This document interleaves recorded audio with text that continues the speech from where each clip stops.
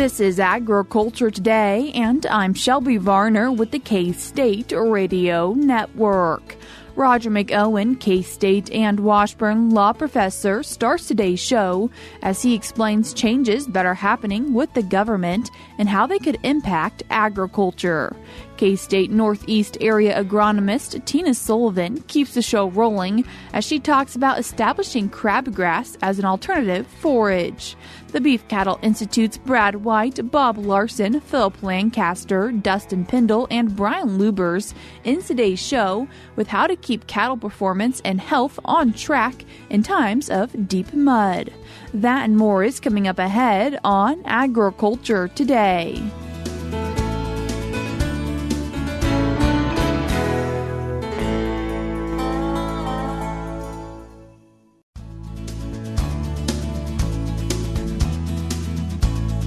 You're tuned in to Agriculture Today, and we start our Wednesday show with K-State and Washburn law professor Roger McEowen. Roger, thanks for joining us today. Well, good to be with you again, Shelby. Roger, talking about a few different things that are happening in the government or with the government. And first, the Federal Trade Commission filed a complaint against John Deere. And what is that?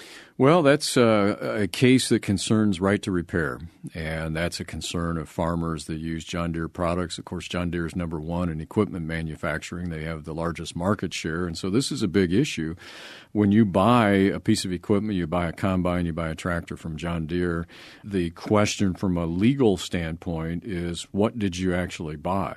Did they retain the rights to the software that runs the equipment, runs the engine, and runs the components, or did you just get a license for that? Did you end up buying it yourself? Did they retain the rights to the ability to restrict how that is repaired? Because John Deere also owns they put a lot of money into research and development to develop the technology that's in the equipment that's out there. And they want to make sure from their standpoint that it is repaired properly, and so therefore only their licensed dealers have the rights to repair that equipment. Now, from the farmer's standpoint, the concern for farmers is, well, if I have to go to a dealer and I'm under a time crunch to get a crop out of the field, and I've got something that breaks down, I need it fixed immediately. I need the right to do that myself or have an independent repair shop that's nearby come out and do this, because a lot of these locations in agriculture are remote. A John Deere dealer may not be close. It may take several hours or days to get there. And you've got weather issues, you've got timeliness issues. That crop has to be harvested. So the legal system's going to have to sort this out. And now we've got the FTC, as you mentioned, has filed this complaint against John Deere in federal court in Illinois. Where do we see this might be going? Well, it was a split decision by the commission. 3 commissioners voted to approve going forward with the lawsuit, plus with the 2 attorneys general, one in Illinois and one in, I believe it was Minnesota. And 2 said no, we need to wait, because they indicated, which is correct, that John Deere had memorandums of understanding that were either in place or being worked on with some major farm groups and certain states. And that was proceeding. And the 3 that voted to approve this in a 3-2 decision are now no longer there. They'll be replaced by the new administration. And so right at the last minute, as the prior administration was going out the door, here comes this complaint. And so in politics, it just kind of indicates that politics were involved in this. We'll see what the new administration does with that, whether they go through with this lawsuit or put a hold on it to decide either to settle or drop it and let the parties try to negotiate this. But this is a big deal. This is a really important issue for farmers on this whole right to repair, and the law has got to get its hands on this and get this thing settled quickly. And Roger, something else you wanted to mention to us today, what the USDA interim guidance for biofuel feedstocks means. Well, this is interim guidance on certain farming practices to raise corn and soybeans and grain sorghum. And some farmers are familiar with, or a lot of farmers are familiar with what's known as 45Z, which is the clean fuel production credit that's in the code. We were under 40B last year. Now it's 45Z. And that is a credit for producers of this so-called clean fuel energy. And so it would be the ethanol plants and so forth that can claim the credit. However, farmers can somewhat benefit from this. There's a flow-through aspect to it.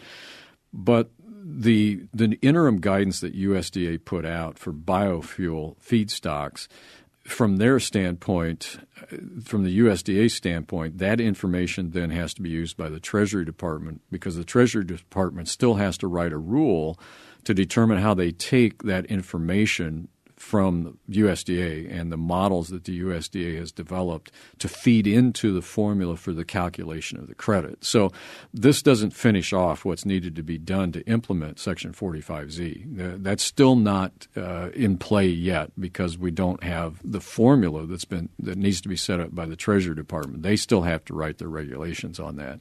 And, of course, now we're in transition. We'll have a new IRS commissioner. We now have a new Treasury secretary. We still have to fill that IRS commissioner slot. The person's been selected but not done yet. And so we'll see what the new administration's position on this entire clean energy credit is.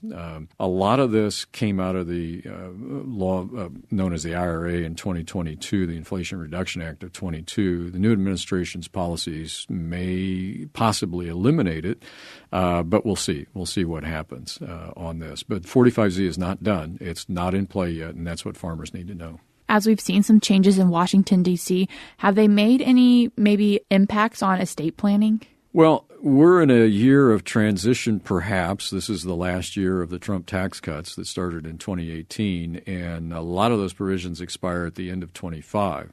And now the corporate income tax rate does not. That was made permanent. There were a couple of other things that were made permanent. But on the estate tax side of things, of course, the big concern for many people is what's going to happen with the basic exclusion amount. How much can I have in net worth at the time of my death, or how much property can I give away during life and not have to pay either estate tax or gift tax? And currently that exemption is $13.99 million per individual for 2025. If Congress does nothing, that drops to $5 million starting in 26 with an inflation adjustment, because that's going to be in 2011 dollars. So most of us think it's going to be about $7 million. So in essence, that exemption, that exclusion amount is going to get cut in half. And that will affect a lot of farming operations in Kansas, where the $14 million per person does not. $7 million does. And, for example, you take if we look outside of Kansas and look at the agricultural sector as a whole, we've got farm ground in Iowa that's selling for $22,000 per acre. And so, a section of land at $7 million exemption, you got a problem at that type of values. And even in Kansas, you take a 5,000-acre farming operation or ranching operation at $7,000 or $8,000 per acre. Yeah, we've got issues. And so it's pretty important as to what happens. And so in light of that, what we want to do basically from an estate planning standpoint for clients is we want to maintain as much flexibility in their plans as possible. And we often do that with types of trusts. And other concerns of farmers would be asset protection. I want to have access to my assets. I don't want to tie them up while we're waiting for Congress to set the rules. So I want maximum flexibility, still want asset protection, and then I want to be able to adjust to what the new law is going to be once we know what it is.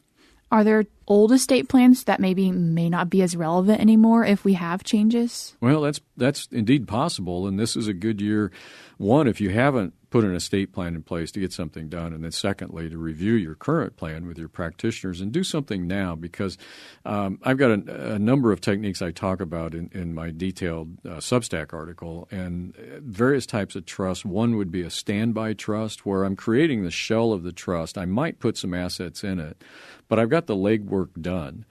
And when we get late in the year, if Congress is late on the legislation, then practitioners are going to be swamped and they're going to be busy and they're not going to have time to start from scratch and do a full-blown plan. So I want to do some of that legwork right now and have it sitting there. And then once I know what the rules are going to be going forward, then I've got my basic framework of a plan done. I've got the basic framework of a trust done. Then we can fund it appropriately depending upon what our goals and objectives are and what the law is going to be.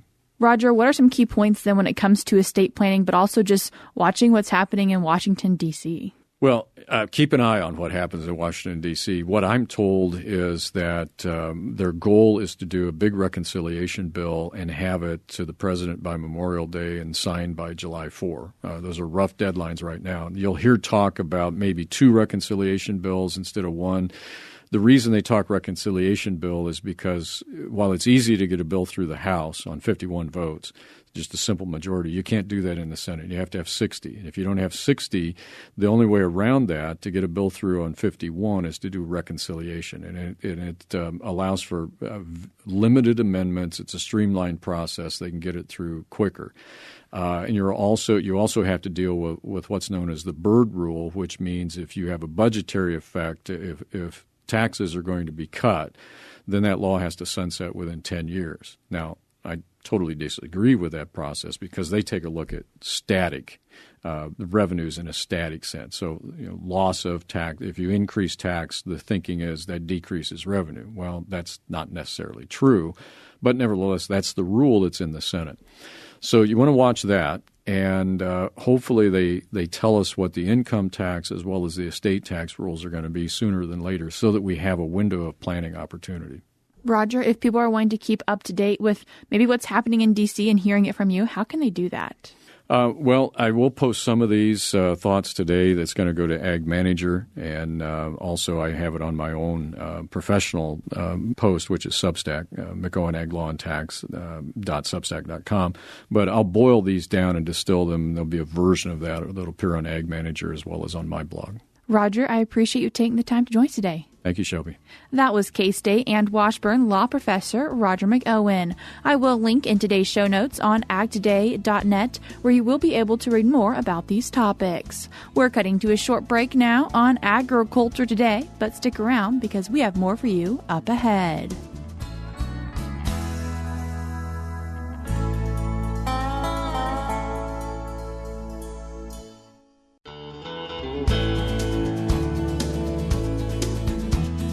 You're tuned in to Agriculture Today, and we continue our show talking about crabgrass with K-State Northeast Area agronomist Tina Sullivan. Tina, thanks for joining us today. Thanks for having me. Tina, as we're thinking about establishing crabgrass, why might there be some concern around it? When we think about crabgrass, it's our warm season forage type, where a lot of our stands, especially in eastern Kansas, are those cool seasons or those native grasses. So think about natives, think about our cool seasons of tall fescue and of brome.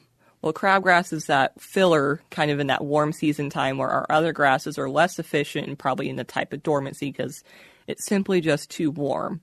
But that's where crabgrass kind of shines.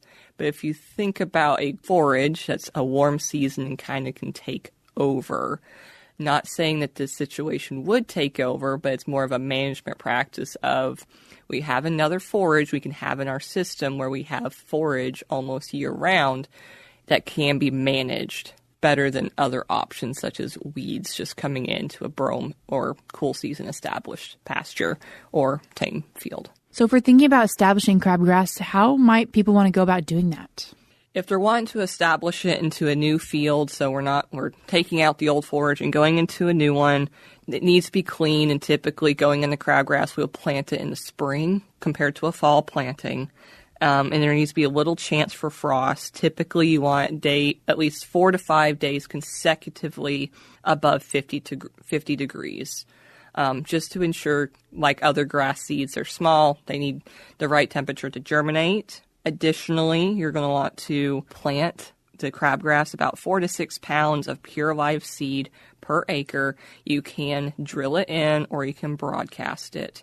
For drilling in, we want to go no deeper than 1/4 of an inch. These are small seeds. The deeper we go with small seeds, the more chance they have to just sit there and rot. Small seeds do not have enough internal sugars to really push the blade, so to speak, up through too much soil. So that planting depth does matter. What promotes a good stand? So like other forages, especially in our establishing stage, those applications of nitrogen for our fertility plant is going to help promote crown development and blade development to kind of get that grass up and going because, again, small seeds don't have a whole lot of reserve to get up and going. Is getting crabgrass up and growing important when we think about weed control? It is important for getting it up and going for weed control, because really where we see weeds encroach into our pastures and forage stands is when that grass is not being productive. It can't get up and growing, whether it's because of a limiting factor such as temperatures or rainfall or fertility. So one of those we can actually control, and that's that fertility plan. And that's where taking those soil samples as often as, what works for your system is important to check pH levels and fertility levels. Would herbicides maybe need to be something that's used for weed control in this scenario? Herbicides can be used for weed control in this scenario, depending on what type of weed it is and the time of dormancy for the forage. Always looking at we recommend using the K-State publication, the Chemical Weed Control for Field Crops and Pasture, Rangeland, and Non-Cropland, just because that's going to give you the best set of options for the forage that you're working with and potential weeds. What does grazing look like of crabgrass?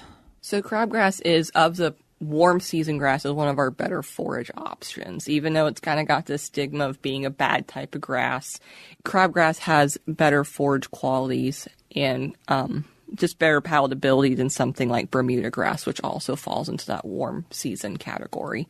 When it comes to grazing pressure or cutting, or cutting it for forage, it's like any other forage, keeping that height of over 3 to 4 inches, just so the grass can recover, because if we go much lower than that, we're cutting into the crown of that grass and it can't recover as well.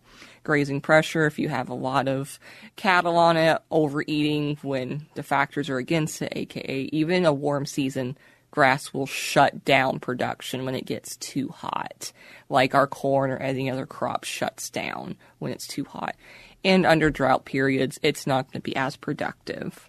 Is fertilization that something that producers who might want to use this need to keep in mind from year to year?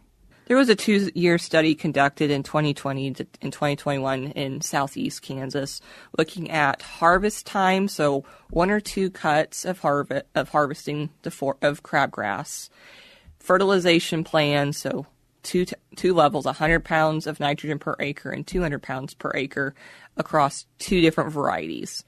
When we looked at this data, we can get 2 cuts of forage out of crabgrass because, again, it's a warm season. It can take better advantage of these hot temperatures compared to our cool seasons.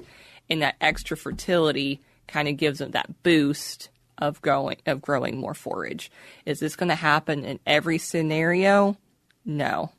It's more going based off how productive a system you can have, that you usually have, and fertility prices should be considered. So, Tina, for people who might want to consider crabgrass but are really concerned about it getting out of control, any thoughts or recommendations to help make sure that it does stay contained where they want? I think with any of our forage stands, when we think of whether it's an additional forage in a mix or just the encroachment of weeds, just looking at your forage field and seeing how it looks. If you have crabgrass taking over, then, well, maybe it's because it's just the better option for your location. If you're having warmer days and you still need forage and it's growing compared to what you've been working with of cool seasons, well, maybe it's the option. It's a forage. Livestock do eat it. It's not as though we're suggesting a noxious weed. Even if crabgrass has gotten a bad little rap over the years, we might not like it in our yards, but cattle will eat it. So why not use it as an option in forage programs where we might not have something during the hotter parts of the season. If people are wanting to find out more information on this, how can they do that?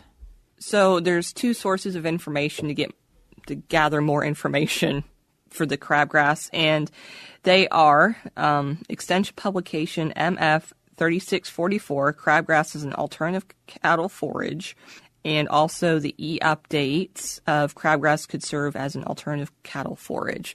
Both of those are based on some similar information and can give you a more in-depth of how it's going to serve as a forage in a system and kind of those production factors as well. For fertility plans, that falls to the fertility guide for pastures and cropping. And like we mentioned, there's the chemical weed guide for your herbicide recommendations. Tina, I appreciate you taking the time to join us today. Thank you for having me again. That was K-State Northeast Area agronomist Tina Sullivan. I will link the resources that she mentioned in today's show notes on agtoday.net. Before we cut to a break, we're now going to be joined by USDA's Rod Bain and Economic Research Services Catherine Lim as they share on the USDA's latest edition of its American Farms and Ranches at a Glance report.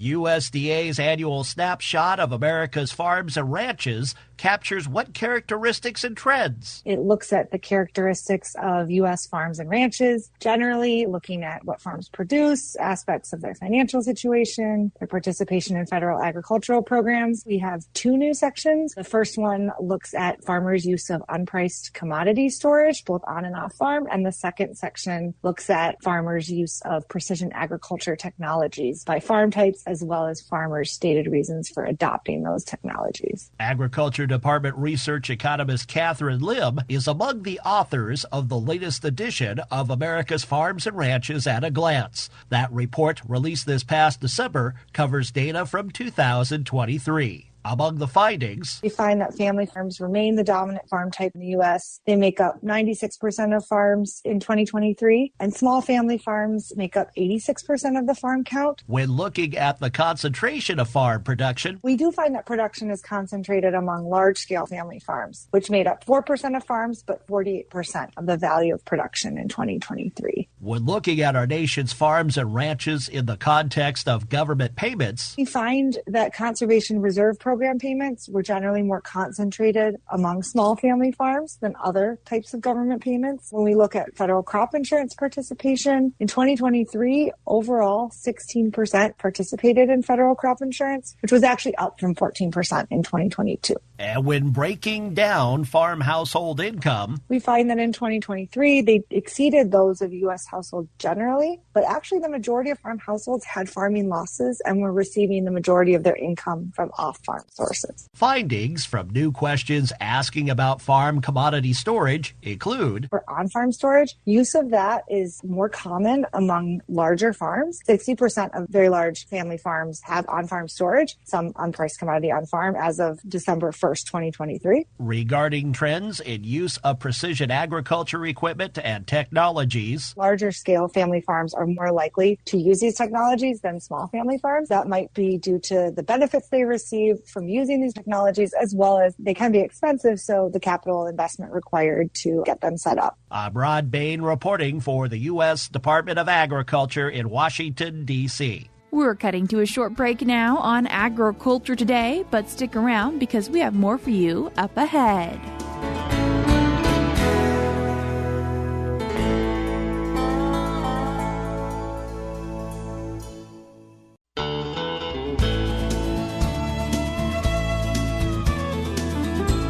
Tuned into Agriculture Today. I'm Jacob Cloughton for Shelby Varner, and we conclude our Wednesday show with part of the Beef Cattle Institute's Cattle Chat podcast with Brad White, Bob Larson, Phillip Lancaster, Dustin Pendell, and Brian Lubbers.